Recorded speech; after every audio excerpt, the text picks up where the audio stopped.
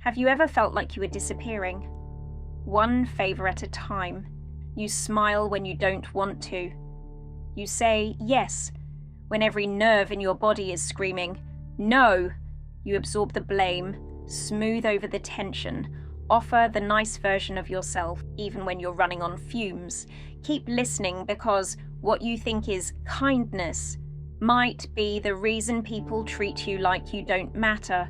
No one told you this explicitly, but somewhere in childhood you got the message.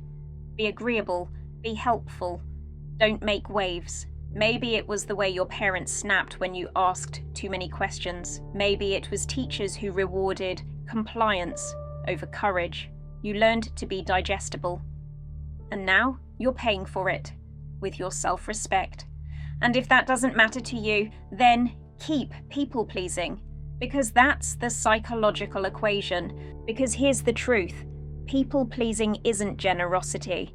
It's fear wearing a smile. You're not making life easier for others.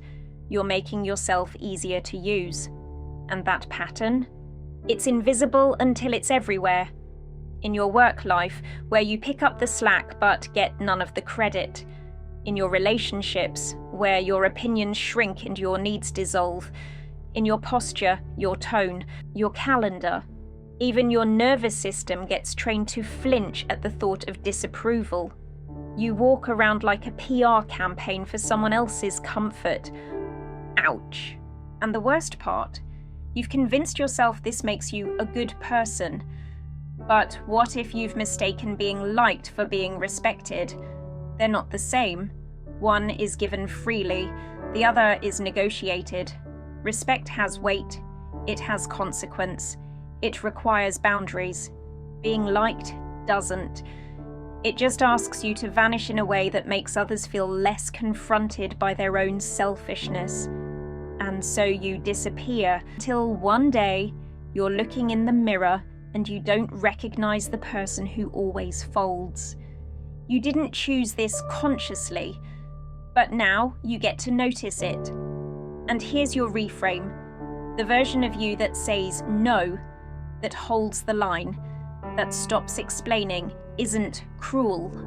They're honest. They're free. How long have you been calling your silence peace, when really it was just self-abandonment? You weren't born trying to please anyone. You came out crying, demanding, existing loudly, unashamed and unapologetic. And then the world got to work.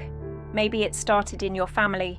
You were the peacemaker, the fixer, the one who made things easier when the adults were overwhelmed, distracted, or angry. Praise came when you behaved, when you stayed quiet, when you didn't make it about you. In school, it was the same script with a different cast. The kids who challenged authority were labelled difficult. The ones who submitted got gold stars, stickers, and teacher smiles. The message? It's not enough to be good, you have to be approved of. That message stuck, and every time you saw someone get shamed for speaking their truth, it etched deeper into your nervous system.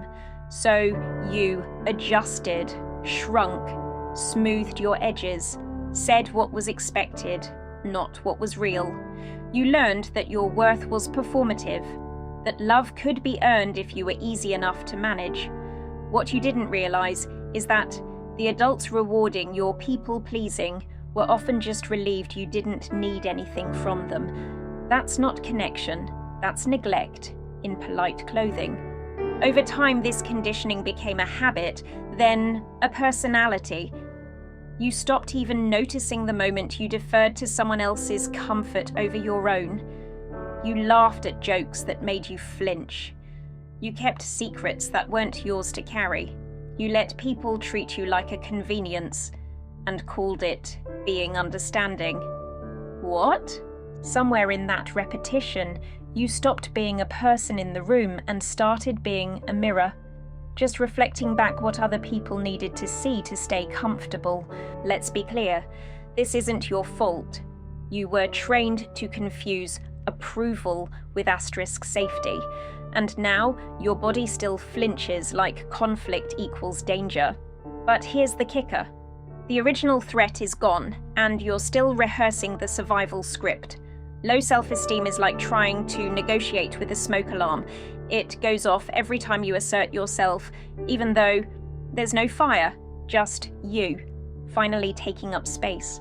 So no, you're not broken, you're patterned, and those patterns were rehearsed for so long, they started feeling like personality.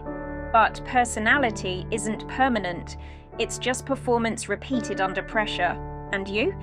You're allowed to rewrite the role.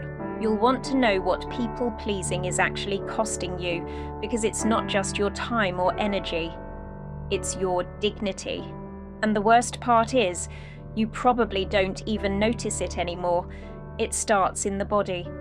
The way your shoulders round forward, like you're apologizing for taking up space. The tight jaw after every fake smile. The shallow breath that never seems to drop into your belly.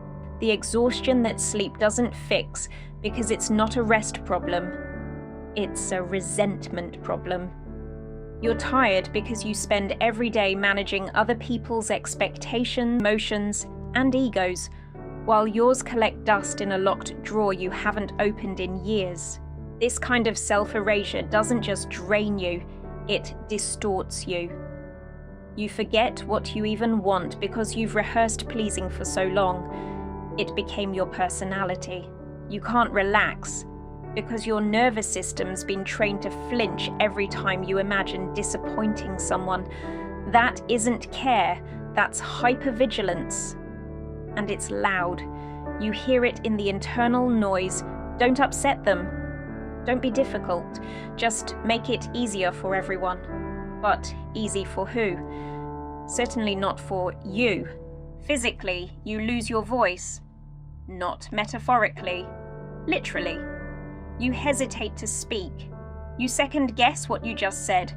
You over-explain, over-apologize, overcompensate.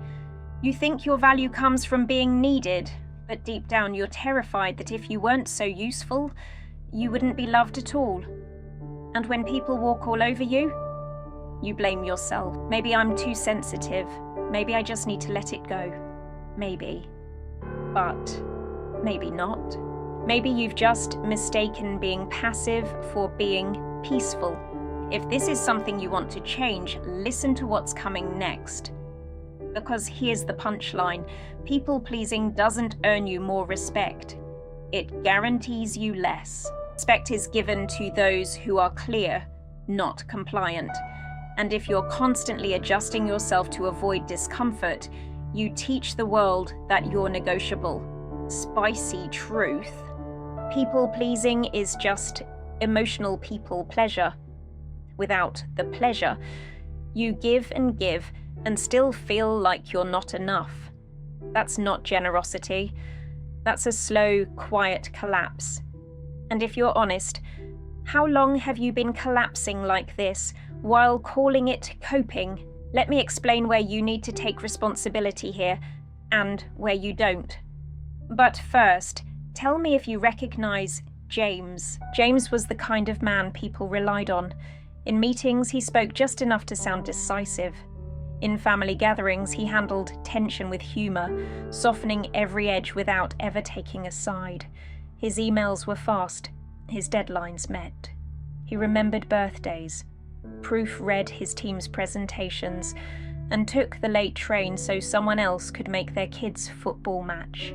He wasn't trying to be a hero, he was just trying not to let anyone down. And that was the problem. Quietly, invisibly, he had made a habit of being less of himself so others could be more comfortable. At work, they called him dependable. In truth, he was disappearing. He said yes before he even checked his calendar. He coached junior staff while falling behind on his own KPIs. He ran on caffeine, sugar, and self-doubt. At home, he was agreeable to the point of silence. He avoided conflict so well that his partner stopped asking for his opinion altogether. He told himself he was easygoing. What he really was was emotionally absent. Not by neglect, but by effort. He'd worked so hard to earn peace that he forgot what it felt like to speak freely. Then, one Tuesday morning, his manager handed him another last-minute task and said, "You're always so chill, I figured you wouldn't mind." James smiled, said, "Sure, no problem." But as he walked back to his desk, something in him clenched. Not with anger, but with clarity. They don't respect me, they just know I won't say no. And the real gut punch? He'd trained them to think that way. That night, he sat in his car for 40 minutes before going inside. He wasn't tired, he was hollow. And not for the first time, he asked himself, when did I stop being a person and start being a service? He didn't feel resentful, he just felt done. He didn't rage, he didn't vent, he just decided. No more weekend work, no more yes before thinking, no more apologizing for having preferences.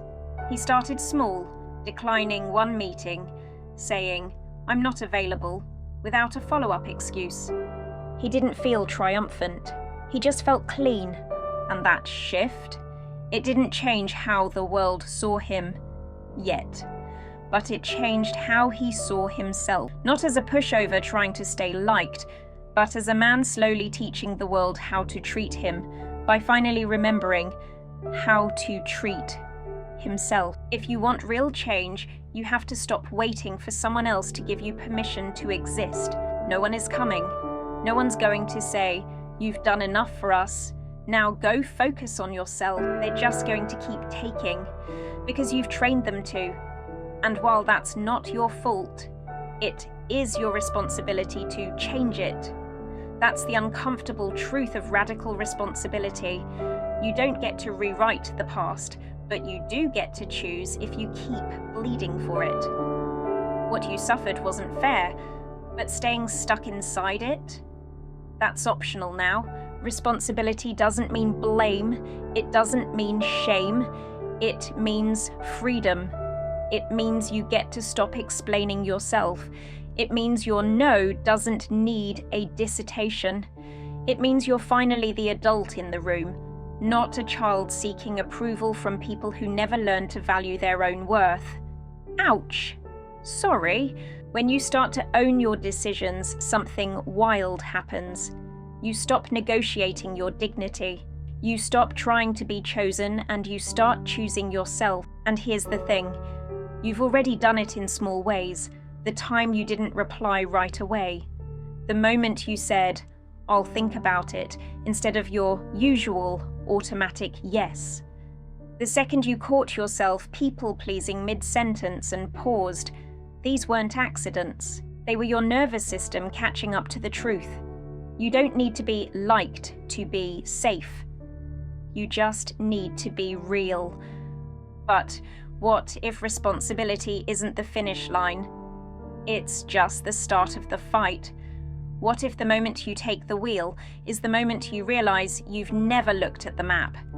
Because here's what they don't tell you. When you stop people-pleasing, people get angry. They miss the compliant version of you. The one who bent, folded, and smiled on demand. And if you don't expect that pushback, you'll mistake it for failure. And every day you hesitate, your old identity roots itself deeper. That voice in your head, it gets more convincing, more seductive. Just say yes, keep the peace. But it's not peace. It's emotional debt, and interest is due. Responsibility isn't self-help. It's spiritual planking. No filters, no fluff. Just you, holding your position and sweating out the version of yourself that was never truly yours. There's a reason people-pleasing feels compulsive, like something you do even when you know better. Alfred Adler called it the inferiority complex, not because you're weak, but because at some point you were made to feel less than, and your whole life since has been a silent campaign to prove otherwise. People-pleasing in this frame isn't kindness, it's camouflage. It's what happens when your self-worth becomes dependent on external approval. You serve. You soothe. You overfunction, not because you're generous, but because you're afraid that if you don't, you'll be seen as nothing. Underneath that fear is a deeper program, the brain's survival loop. When the nervous system perceives disconnection as danger, it will override logic. That's why you couldn't just say no. Your prefrontal cortex, the part that plans, reflects, and makes strong decisions, literally shuts down when your body detects social threat. What you call politeness might be your threat response in disguise. It's not weakness. It's wiring. You thought you were easygoing, but your nervous system was trained to keep the peace in emotional war zones. This is why every attempt at change failed until now. You tried to think your way out of it, but your brain wasn't waiting for logic. It was waiting for safety. And safety doesn't come from avoidance. It comes from boundary, from ownership, from learning how to stay connected without collapsing yourself. Adler believed that all humans strive for significance, but if we don't feel it internally, we'll chase it externally. That's the root of your exhaustion. You're not burnt out because you do too much. You're burnt out because you're doing it for the wrong reason. Not to express your value, but to earn it. And here's the part that stings. You thought you couldn't change, but deep down you were terrified of who you might become if you did. What would happen if you stopped apologizing for yourself? If you took up space not as a performance but as a birthright? Would they leave? Would they retaliate? Or worse, would they finally see you clearly? Because here's the twist. Your people-pleasing wasn't random. It was installed, rehearsed, rewarded, and now you can't unsee it. You're not malfunctioning, you're over-adapting, and you don't need motivation to escape it. You need permission from yourself. If this is something you want to change, you must listen to this next section, because understanding isn't the same as unlearning. Insight is just a mirror. Action is where the reflection becomes real, but it's uncomfortable. So I need to tell you how to deal with it. You start slow.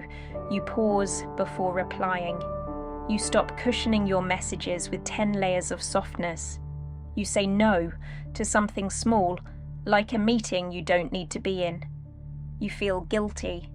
You want to fix it, but you don't, and that's new. That's a fracture in the old script, a wobble that holds. At first it feels like emotional whiplash. You're proud of yourself, and then someone makes a comment. You've changed. Not kindly, not admiringly. It's said like an accusation, your stomach drops. There it is, the cost. The subtle punishment for not being the version of you that made life easier for them. You second-guess it all. Maybe I am being cold. Maybe I'm making this too complicated. You stare at the message you almost send. The one that says, "Sorry, forget I said anything." But you don't hit send. You breathe. You stay with the discomfort. Not because it feels good, because it feels honest. That moment, it's where the real shift begins. Not when you change your behavior, but when you survive someone else's disapproval without abandoning yourself. You start to notice the micro adjustments falling away. You don't laugh when the joke isn't funny. You don't chase the compliment. You sit with silence that would have once made you shrink. You hold your opinion, even if it trembles, and you realize the system was never neutral. You thought the goal was to be liked, but the real rule was to be quiet. And no one told you that's what you were being rewarded for. Not everyone makes it easy. Some people pull away. Some try to bait the old you back. But you're onto them. And even when your spine aches from holding new boundaries, you remember. Turns out growing a backbone gives you backache before it gives you peace. And still, there's one truth that clings like fog. You've changed, yes.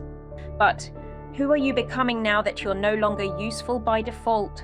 That question, still lingers. There's a moment when it all goes quiet, not because you've run out of things to say, but because you no longer need to explain yourself. That's the shift.